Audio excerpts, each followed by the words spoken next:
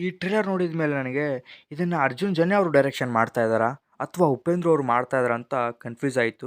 So ನಿಮಗೂ ಹೀಗೆ ಅನ್ನಿಸ್ತಾ ಅಂತ ಕಮೆಂಟ್ ಹಾಕಿ. ಸೊ ನೀವು ನೋಡ್ತಾ ಇದ್ದೀರಾ ಫಿಲ್ಮಿ ಫೈಂಡ್, ನಾನು ನಿಮ್ಮ ಕಾರ್ತಿಕ್. ಸೊ ವಿಡಿಯೋ ಕೊನೆವರೆಗೂ ನೋಡಿ, ತುಂಬ ಇಂಟ್ರೆಸ್ಟಿಂಗ್ ಆಗಿರುತ್ತೆ.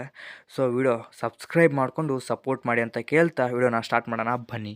45 ಟ್ರೇಲರ್. ಸೊ ಟೀಸರ್ ಬಿಟ್ಟಾಗ ನಾನು ಸಖತ್ ಎಕ್ಸೈಟ್ ಆಗಿದ್ದೆ, ಹಾಗೆ ಟ್ರೇಲರ್ ನೋಡಿದ್ಮೇಲೂ ಸಖತ್ ಎಕ್ಸೈಟ್ ಆಗಿದ್ದೀನಿ. 25th ಲಾಕ್ ಅಂತ ನಾನು ಈಗಲೇ ಹೇಳ್ಬಿಡ್ತೀನಿ. ಸೊ ಅಷ್ಟು ಒಂದು ಕ್ರಿಯೇಟಿವಿಟಿನ ಇಲ್ಲಿ ಕಾಣ್ಬೋದು ನಾವು.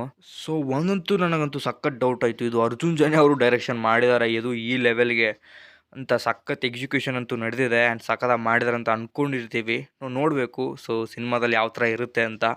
ಇನ್ನು ಇಲ್ಲಿ ಸಖತ್ತಾಗಿರೋ ಇಂಟ್ರೆಸ್ಟಿಂಗ್ ವಿಷಯ ಅನಿಸಿದ್ದಂತಂದರೆ, ಇಲ್ಲೊಂದು ಯುದ್ಧ ಇದೆ. ಆಮೇಲೆ ಇಲ್ಲಿ ಈಗಿನ ಸಿಚುವೇಶನ್ಗೂ ಸ್ವಲ್ಪ ಮ್ಯಾಟ್ರ್ ಆಗೋ ಸಿಚುವೇಶನ್ಸ್ ಇದ್ದಾವೆ. ಸ್ವಲ್ಪ ಅನಾಲಿಸಿಸ್ ಕಡೆ ಹೋಗೋದಾದರೆ ಒಂದೆಲ್ಲೋ ನಾನು ನೋಡಿದ್ದೆ, ಮಾರ್ಕಂಡೇಯ ಪುರಾಣ ಅಂತ. ಸೊ ಅದಿಲ್ಲಿರುತ್ತೆ, ನೋಡ್ಬೋದು ನೀವು. ಈ ಬುಕ್ ಏನು ನಾನೇನು ಓದಿಲ್ಲ, ಬಟ್ ಮೇಲಿಂದ ನೋಡಿದ್ರೆ ಈ ಹುಡುಗ ಶಿವನ ಮೇಲೆ ಸಖತ್ ಅಪಾರವಾದ ಭಕ್ತಿ ಇದೆ. ಹಾಗೆ ಈ ಹುಡುಗಂಗೆ ಏನೋ ಸಾವು ಆ ಥರ ಏನೋ ಸಂಭವಿಸಿರ್ಬೋದು. ಸೊ ಅದನ್ನು ಯಮಧರ್ಮ ಬರ್ತಿರ್ಬೋದು. ಸೊ ಅದರಿಂದ ಕಾಪಾಡೋಕ್ಕೆ ಶಿವನೇ ಬರ್ತಿರ್ಬೋದು. ಸೊ ಒಂದು ಈ ಥರ ಕಾನ್ಸೆಪ್ಟ್ ನನಗೆ ಟೀಸರಲ್ಲಿ ಕಾಣಿಸಿದ್ದು. ಸೊ ನಿಮ್ಗೆ ಗೊತ್ತೇ ಇದೆ ಟೀಸರಲ್ಲಿ ಯಾವ ಥರ ಅಂತ. ಇಲ್ಲಿ ಶಿವರಾಜ್ ಕುಮಾರ್ ಅವರ ಕ್ಯಾರೆಕ್ಟರ್ ನೋಡಿದ್ರೆ ನನಗೆ ಅವರು ಲಾರ್ಡ್ ಶಿವ ಥರ ಒಂದು ಕಾನ್ಸೆಪ್ಟ್ ಕಾಣಿಸ್ತಾರೆ. ಸೊ ಆ ಥರ ವೇಷದಲ್ಲಿದ್ದಾರೆ, ಅಥವಾ ಅವರೇ ಇಲ್ಲಿ ಕೆಳಗೆ ಬಂದು ಈ ಥರ ಮಾಡ್ತಾ ಇದ್ದಾರೆ ಅಂತ ಅನಿಸುತ್ತೆ. ಹಾಗೆ ಉಪೇಂದ್ರ ಅವರು ನೋಡಿದ್ರೆ ಆ ಬೈಕ್ನಿಂದ, ಸೊ ಅವ್ರು ಹಾಕೋ ವೇಷದಿಂದ ಸ್ವಲ್ಪ ಎಲ್ಲೋ ಡಾರ್ಕಿಶ್ ಅಂದರೆ ರೆಡ್ ಥೀಮ್ನ ತುಂಬ ಯೂಸ್ ಮಾಡಿದ್ದಾರೆ ಅವ್ರ ಮೇಲೆ. ಅದರಿಂದ ನೋಡಿದಾಗ ಗೊತ್ತಾಗುತ್ತೆ ಅವರು ಯಮಧರ್ಮರಾಯ ಆ ಥರ ಒಂದು ಕಾಣಿಸ್ತಾರೆ. ಈಗ ಶಿವಣ್ಣ ಅವರು ಹಾಗೆ ಉಪೇಂದ್ರ ಅವರು ಇಲ್ಲಿ ಇಬ್ಬರು ಕೂಡ ಹ್ಯೂಮನ್ಸ್ ಅಲ್ಲ ಅನಿಸುತ್ತೆ. ಸೊ ಮೇಲಿಂದ ಬಂದಿದ್ದಾರೆ ಅಂತ ಅದು ಕೂಡ ಗೊತ್ತಿಲ್ಲ, ಸಿನಿಮಾ ನೋಡಿದಾಗೆ ಗೊತ್ತಾಗುತ್ತೆ.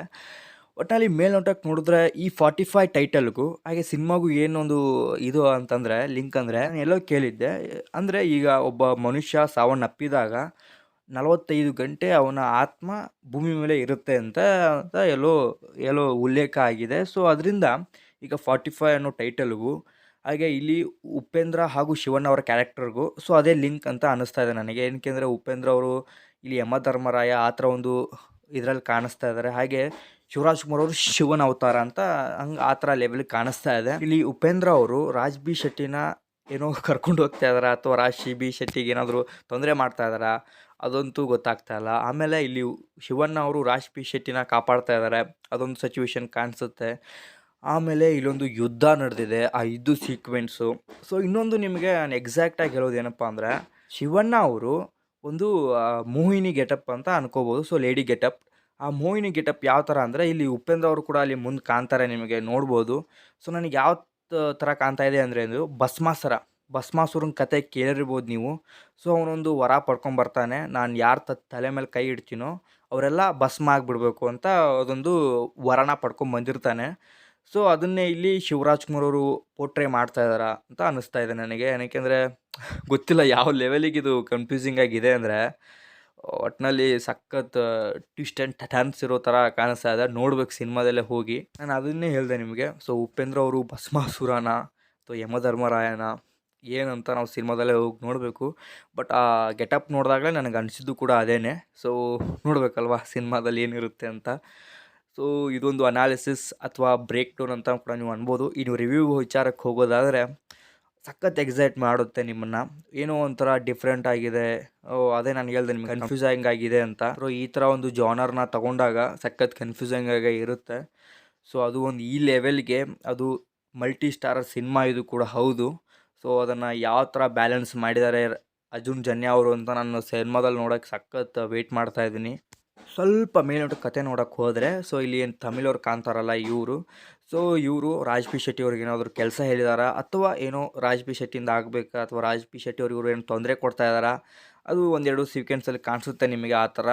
ಆದಮೇಲೆ ಇಲ್ಲಿ ಉಪೇಂದ್ರ ಅವರು ಸೊ ಹ್ಯೂಮನ್ನ ಅಥವಾ ಬೇರೆ ಮೇಲೆಯಿಂದ ಬಂದಂಥ ಯಮಧರ್ಮರಾಯನ ಗೊತ್ತಿಲ್ಲ. ಏನಕ್ಕೆ ಅಂದರೆ ಒಂದು ಸೀಕ್ವೆನ್ಸ್ ಬರುತ್ತೆ ನಿಮಗೆ, ರೋಡಲ್ಲಿ ಪಾರ್ಕಿಂಗ್ ಮಾಡಿದವ್ರಿಗೆ ಹಿಂಗೆ ಮಾಡಿದವ್ರಿಗೆ ಹಿಂಗೆ ಆಗಬೇಕು ಅಂತ ಅನ್ನೋ ಒಂದು ಆ್ಯಕ್ಸಿಡೆಂಟ್ ಸಿಚುವೇಶನ್ ಏನಿದೆ. ಸೊ ಅದನ್ನು ನಮಗೆ ಆ ಥರ ಪೋಟ್ರೆ ಕಾಣಿಸುತ್ತೆ. ಹಾಗೆ ಇವರು ನನಗೆ ಇಲ್ಲಿ different types of opinions create ಮಾಡಿದ್ದೇ ಇದೆ. ಸೊ ಸ್ಟೋರಿ ಅಂತೂ ಈಗಲಂತೂ ಟ್ರೇಲರಂತೂ ಗೊತ್ತಾಗಲ್ಲ. ಸೊ ಅದೇ ಹೇಳ್ದನಲ್ಲ, ತುಂಬ ತೋರಿಸಿದ್ದಾರೆ. ಭಸ್ಮಾಸುರ ಆಗಿರ್ಬೋದು, ಆ ಥರ ಏನೋ ಒಂದು ಕಾನ್ಸೆಪ್ಟ್ ತೋರಿಸಿದ್ದಾರೆ, ಮೋಹಿನಿ ಅದನ್ನು. ಸೊ ಸಿನಿಮಾದಲ್ಲೇ ಹೋಗಿ ನೋಡ್ಬೇಕು ನಾವು. ಸೊ ಈಗ ನನಗೆ ಕಾಣಿಸಿದ್ದು ಇಷ್ಟೇ. ಸೊ ಇಷ್ಟನ್ನೇ ಹೇಳಬೇಕಾಗುತ್ತೆ ನಾನು. ಸೊ ಇಲ್ಲಿ ನೋಡಿ ಯುದ್ಧ ಮಾಡುವಾಗ 2 ವೆಪನ್ಸ್ ಇಲ್ಲಿ ಕಾಣಿಸುತ್ತೆ. ಒಂದು ಹಿಂದಿನ ಅಂದರೆ ಮುಂದಿನ ಟೆಕ್ನಾಲಜಿ ಅಂದರೆ ಈಗಿನ ಟೆಕ್ನಾಲಜಿ ಬಳಸ್ಕೊಂಡಂಥ ವೆಪನ್ಸ್ ಕೂಡ ಅಲ್ಲಿದ್ದಾವೆ. ಹಾಗೆ ಹಿಂದಿನ ಅಂದರೆ ನಮ್ಮ ಹಿಂದೆ ನಡೆದಂಥ ಆ ವೆಪನ್ಸ್ ಕೂಡ ಇಲ್ಲಿದ್ದಾವೆ. ಆ ತ್ರಿಶೂಲ ನೋಡ್ಬೋದು ನೀವು ಆ ಥರದ್ದು. ಸೊ ಅದೇ ಗೊತ್ತಾಗ್ತಾಯಿಲ್ಲ ಇದು ಯಾವ ಥರ ಪ್ಯಾರಲಲ್ ಯೂನಿವರ್ಸ್ ಅಂತ. ಸೊ ಈ ಥರ ಒಂದು ಸಬ್ಜೆಕ್ಟ್ನ ಅವರು ಒಂದು ಐಡಿಯಾಲಜಿ ಮಾಡಿದಾರಲ್ಲ ಅರ್ಜುನ್ ಜನ್ಯ ಅವ್ರಿಗೆ ಸಖತ್ ಹ್ಯಾಟ್ಸ್ ಆಫ್ ಹೋಗೇ ಹೋಗುತ್ತೆ. ಇನ್ನು ಅವರೇ ಕೂಡ ಮ್ಯೂಸಿಕ್ ಮಾಡಿರೋದ್ರಿಂದ ಎಲ್ಲೋ ಡಿಸೆಂಟಾಗಿತ್ತು ಮ್ಯೂಸಿಕ್ ಅಂತೀನಿ ನಾನು ಟ್ರೇಲರಲ್ಲಿ. ಸೊ ಹಾಗೆ ಇದರ VFX ಅಂತ ಅನ್ಬೋದು. ನನಗೆ ಯಾಕೋ ಕಲರ್ ಗ್ರೇಡಿಂಗ್ ತುಂಬಾ ಅದು ಓವರ್ ಆಯ್ತು ಅಂತ ಅನ್ನಿಸ್ತು. ಸೊ ಸಿನಿಮಾದಲ್ಲಿ ಹೋಗಿ ನೋಡಬೇಕು ಅದು ಯಾವ ರೇಂಜಿಗೆ ಇರುತ್ತೆ ಅಂತ. ಇನ್ನು VFX ಎಲ್ಲೋ ಸ್ವಲ್ಪ ಬೆಟರ್ ಆಗಿರ್ಬೋದು ಅಂತ ಅನ್ನಿಸ್ತು. ಬಟ್ ಸಿನಿಮಾ ನೋಡಿದಾಗ ಗೊತ್ತಾಗುತ್ತೆ ಆ VFX ಏನಕ್ಕೆ ಆ ಥರ ಇದ್ದಿದ್ದು ಅಥವಾ ಇನ್ನೂ ಯಾವ ಥರ ಇರುತ್ತೆ ಅಂತ ನಮಗೆ ಸಿನಿಮಾದಲ್ಲಿ ನೋಡಿದ್ರೆ ಗೊತ್ತಾಗೋದು. ಸೊ ಒಟ್ಟಿನಲ್ಲಿ 25/5 ಸಖತ್ ಲಾಕ್ ಆಗುತ್ತೆ ಈ ಸಿನಿಮಾ ನನಗೆ.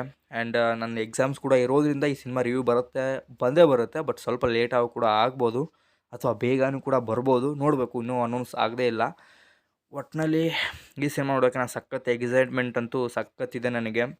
ಸೊ ಅವರು ಪ್ರತಿಯೊಂದು ಸಿನಿಮಾ ಅಪ್ಡೇಟ್ ಬಿಟ್ಟಾಗಲೂ ಆ ಲೆವೆಲಿಗೆ ಪೋಸ್ಟರ್ಸ್ಗೂ ಕೂಡ ಸಖತ್ ಹೈಪ್ ಕ್ರಿಯೇಟ್ ಆಗ್ತಾಯಿತ್ತು. ಆ್ಯಂಡ್ ಈ ಟ್ರೇಲರ್ ಕೂಡ ಅದನ್ನು ಉಳಿಸ್ಕೊಂಡಿದೆ ಆ್ಯಂಡ್ ಇನ್ನೂ ಹೆಚ್ಚು ಮಾಡಿದೆ.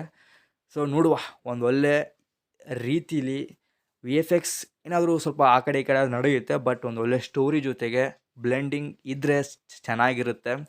ಸೊ ತುಂಬ ಡಿಫ್ರೆಂಟ್ ಆಗಿರೋ ಸೀನ್ಸ್ಗಳು ಕಾಣಿಸುತ್ತೆ ನಿಮಗೆ. ಉಪೇಂದ್ರ ಅವರು ನಾಯಿ ಥರ ರಕ್ತ ಕುಡಿಯೋದಾಗಿರ್ಬೋದು, ಶಿವಣ್ಣ ಅವರು ವಿತ್ ಗ್ಲಾಸ್ ತುಂಬ ಡಿಫ್ರೆಂಟ್ ಆಗಿದೆ. ಸೊ ನೋಡುವ ಯಾವ ಥರ ಇರುತ್ತೆ ಸಿನಿಮಾದಲ್ಲಿ ಅಂತ. 25th ಯಾರಂತರೂ ಹೋಗ್ತಾರೆ ಗೊತ್ತಿಲ್ಲ, ಬಟ್ ನಾನಂತರೂ ಫಿಕ್ಸ್. ಸೊ ರಿವ್ಯೂ ಕೂಡ ಬರುತ್ತೆ. ಸೊ ನೋಡುವ ಸಿನಿಮಾ ಯಾವ ಥರ ಇರುತ್ತೆ ಅಂತ. ಸೊ ತುಂಬ ಎಕ್ಸೈಟ್ ಆಗಿದ್ದೀನಿ. ಸೊ ಮತ್ತೆ ಸಿಗುವ. ಇವತ್ತು ಈ ಚಾನಲಲ್ಲಿ first review and analysis and break down ಇದೆ ಅನಿಸುತ್ತೆ. ಸೊ ಇದೇ ಥರ ಮುಂದೂ ಕೂಡ ಮಾಡ್ತಾಯಿರ್ತೀನಿ.